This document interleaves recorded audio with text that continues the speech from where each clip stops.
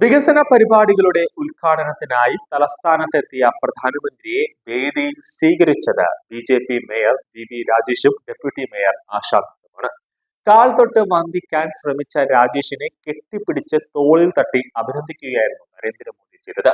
മോദിയുടെ കാൽ തൊട്ട് വന്ദിച്ച ഡെപ്യൂട്ടി മേയർ ആശാനാഥിനെ അദ്ദേഹവും തിരിച്ച് വന്ദിച്ചത് ശ്രദ്ധേയമായി. സ്ത്രീകൾക്ക് പ്രധാനമന്ത്രി നൽകുന്ന ആദരവിന്റെ നേർക്കാഴ്ചയായിരുന്നു അത്. ശബരിമല സ്വർണ്ണ വിഷയം കത്തി നിൽക്കുന്ന സമയത്താണ് ബി.ജെ.പി. നേതാക്കൾ പ്രധാനമന്ത്രിക്ക് അയ്യപ്പ വിഗ്രഹം തന്നെ സമ്മാനിച്ചത്. അയ്യപ്പന്റെ വിഗ്രഹം മോഷ്ടിച്ചവരെ വെറുതെ വിടില്ല എന്ന് പ്രധാനമന്ത്രി വാക്ക് നൽകിയിരിക്കുകയാണ്. രാജ്യം മുഴുവൻ അയ്യപ്പനോട് ഭക്തിയോടും വിശ്വാസമുള്ളതാണ്. എന്നാൽ ആ വിശ്വാസത്തെ തകർക്കാൻ നിൽക്കുന്നവരാണ് ഇന്ന് കേരളം ഭരിക്കുന്നത്. കേരളം വൈകാതെ ബി.ജെ.പി. ഭരിക്കും.